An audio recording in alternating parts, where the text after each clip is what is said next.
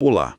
Hoje a gente vai fazer um mergulho fundo em uma das figuras mais enigmáticas e, vamos combinar, assustadoras da nossa cultura: o diabo, mas pela ótica da teologia cristã protestante. Isso mesmo. Para essa nossa conversa, a gente está se baseando num artigo teológico bem denso que vai dissecando as origens, os nomes, a natureza, até o destino final dessa entidade. Uhum.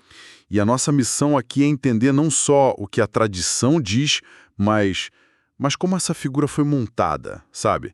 Peça por peça, a partir de textos bíblicos que são bem menos diretos do que a gente imagina. Exato. E o interessante é que não existe um capítulo na Bíblia chamado, sei lá, a biografia do diabo. Não mesmo. O que a gente tem são fragmentos, nomes, poemas espalhados. A figura que a gente conhece hoje é o resultado de um longo processo de interpretação, quase um trabalho de detetive teológico. Gostei disso, detetive teológico. E o nosso foco vai ser justamente esse, tentar separar as camadas de tradição para enxergar o que está no texto original. Ok, então o nosso trabalho aqui é quase arqueológico. Descascar as camadas para chegar no núcleo? Legal. Então, vamos começar pelo começo de tudo. A origem. Vamos lá. A história que todo mundo conhece é a do anjo de luz, um ser lindíssimo, poderoso, que por orgulho se rebelou contra Deus e caiu. Mas, como você disse, não tem um Gênesis da queda dos anjos. Não tem. De onde a teologia tirou essa história? A fonte aponta para dois textos principais, né?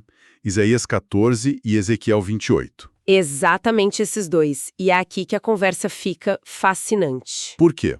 Porque a tradição usa versículos como o de Isaías, que diz: Você que dizia no seu coração, subirei aos céus, serei como o Altíssimo? Sim, clássico, a prova da arrogância. Só que o problema é que, se você lê o capítulo inteiro, o contexto original não tem nada a ver com ser celestial. Como assim? São discursos proféticos, quase sátiras políticas, sabe? Dirigidas a reis humanos, tiranos da sua época. Reis. Sim, Isaías 14 é um poema zombando da queda do rei da Babilônia. E Ezequiel 28 é um lamento pela morte do rei de Tiro. Eram homens tão cheios de si que os profetas usaram uma linguagem cósmica para descrever a soberba deles. Era como dizer, você se achava tão grande que pensava ser um deus. Mas olha agora, você é só um homem morto. Peraí, então deixa eu ver se eu entendi. Os textos originais eram claramente sobre reis humanos. Como é que essa interpretação saltou de um tirano da Babilônia para o anjo caído, o arqui-inimigo de Deus? Essa é a pergunta de $1 milhão. Como isso virou a versão dominante? Aconteceu um processo de releitura alegórica, principalmente nos primeiros séculos do cristianismo, com os teólogos que a gente chama de pais da igreja. Certo. Eles olhavam para o mundo, viam o mal e se perguntavam de onde veio isso.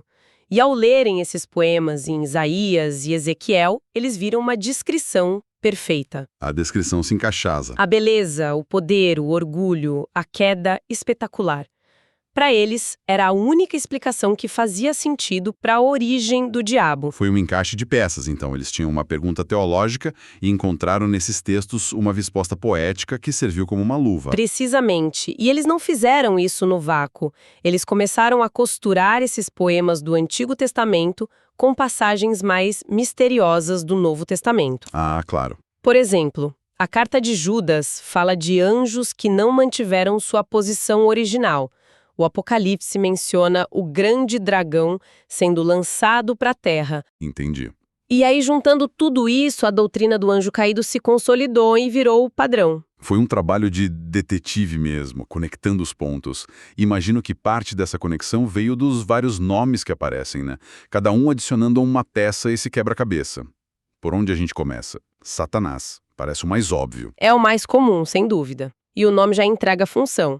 Satanás vem do hebraico Satã. Que não era bem um nome, certo? Exato, era mais um cargo, uma função. Significava adversário, opositor ou até acusador.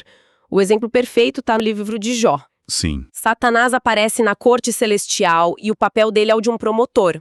Ele olha para Jó e diz para Deus: esse cara só é fiel porque o Senhor o abençoa. Deixa eu testá-lo e você vai ver. Ele é o adversário que testa a integridade. Isso, o que é bem diferente da imagem do demônio com chifres e tridente, né? Totalmente. É uma figura bem mais complexa. Muito mais. E no Antigo Testamento, a palavra Satã podia até ser usada para um adversário humano ou um anjo agindo sob as ordens de Deus. Interessante. A ideia de Satanás como a personificação do mal absoluto ganha muito mais força no Novo Testamento. É lá que o termo se cristaliza como o nome do principal antagonista. Certo. Agora vamos para um nome que a cultura pop adora. Lúcifer. O nome do anjo antes da queda, o portador de luz.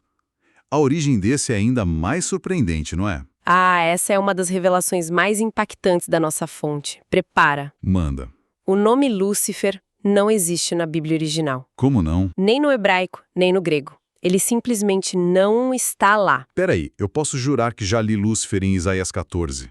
Como caíste do céu, ó Lúcifer? Você leu, mas leu numa tradução.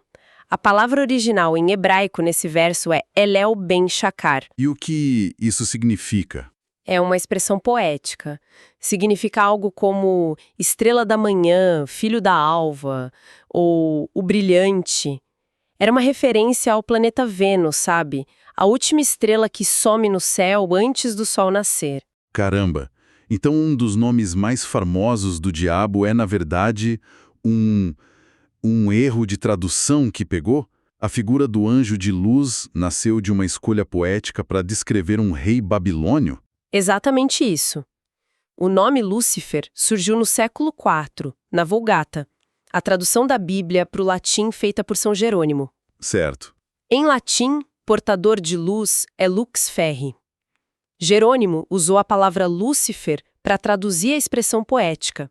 Foi genial, poeticamente falando. Entendi. O problema é que com o tempo e com a associação daquela passagem à queda do anjo, as pessoas esqueceram que era uma descrição e começaram a tratar Lúcifer como o nome próprio do anjo. Uma tradução criou uma identidade inteira. Nossa, portador da luz. Que ironia incrível considerando que o nome representa hoje. Quer dizer que o nome que virou sinônimo de escuridão significava literalmente o oposto. Exato. E a fonte ainda lista outros nomes que são quase como cargos ou descrições da atuação dele, certo? Perfeito. São títulos funcionais. Coisas como o príncipe deste mundo e pai da mentira. Isso. Príncipe deste mundo é um termo que o próprio Jesus usa para se referir à influência dessa figura sobre os sistemas de poder, cultura, valores que se opõem a Deus. Não é um poder de posse, então, é de influência. Isso. Outro nome nessa linha é Belzebu, o príncipe dos demônios. E, curiosamente, esse nome provavelmente é uma corruptela de Baal-zebu, uma divindade filisteia. Ah, o que acontecia muito, né? Deuses de outros povos sendo demonizados. Constantemente. E tem os mais diretos, que conectam os pontos. Serpente antiga, que obviamente liga essa figura à serpente do Jardim do Éden. Sim, a conexão direta com Gênesis. E pai da mentira, uma descrição bem forte feita por Jesus que aponta por engano como a natureza fundamental dele. Exato. Esses nomes todos juntos pintam um retrato da atuação dele. E a fonte meio que resume essa atuação em 3 papéis principais.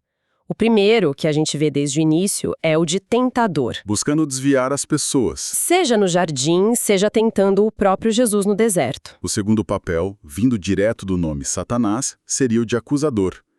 O Apocalipse o descreve como o acusador dos nossos irmãos que os acusa diante do nosso Deus dia e noite. A ideia é que ele não só tenta, mas depois que a pessoa cai, ele acusa, para gerar culpa, desesperança. Faz sentido. E o terceiro? E o terceiro, talvez o mais perigoso na visão teológica, é o de enganador.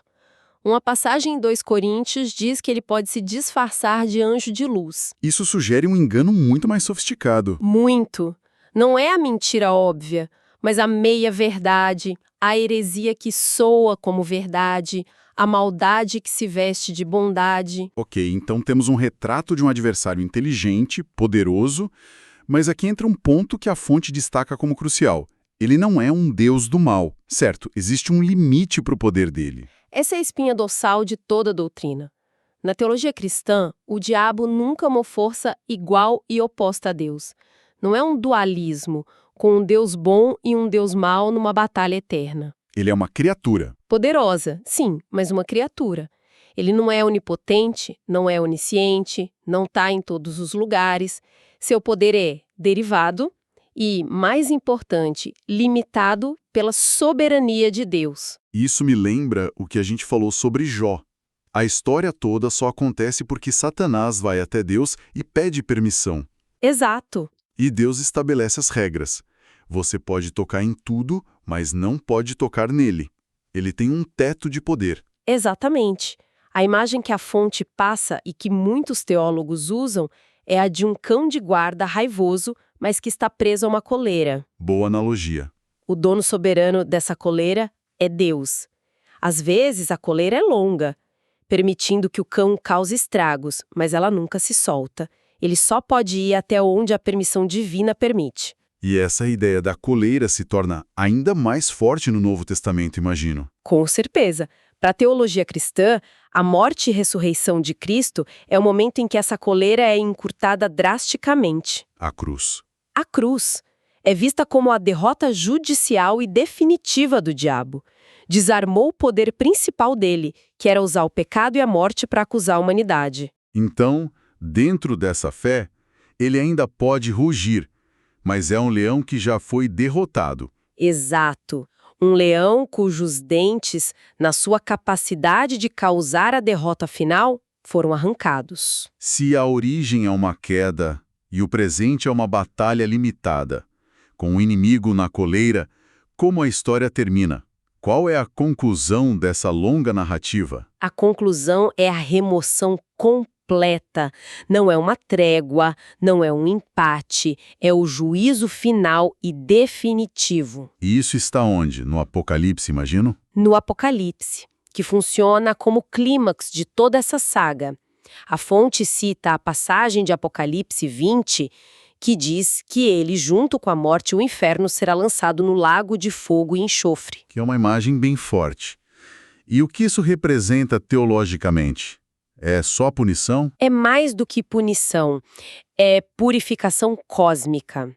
Representa a erradicação final do mal e da rebelião da criação. Entendi. Realidade onde a justiça e a paz reinarão sem oposição. Não é um dualismo eterno. Tem um conflito, mas com um vencedor já declarado. Exatamente. Uau, é muita coisa. Então, tentando amarrar tudo. Primeiro, a história do anjo caído, por mais popular que seja, não vem de um relato bíblico direto, mas de uma construção teológica que usou como alegoria textos sobre reis humanos. Isso. Segundo, os nomes deles são, na verdade, descrições de suas funções. Satanás é o adversário, diabo é o caluniador. E Lúcifer, o mais famoso de todos, é uma tradução poética para o latim, que com o tempo a tradição transformou em nome próprio. Exato. E talvez o ponto teológico mais importante de todos. Por mais real e perigoso que ele seja descrito, seu poder não é absoluto. Ele opera dentro de limites estritos, estabelecidos pela soberania de Deus. Exatamente.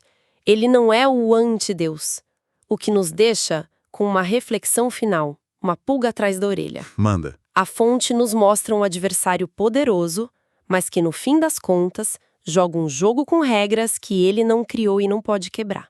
Se o mal nessa visão não é uma força soberana, mas uma força limitada, isso muda completamente a conversa sobre responsabilidade humana, não acha? Com certeza. Se o inimigo está na coleira, onde então, segundo essa teologia, reside o verdadeiro campo de batalha?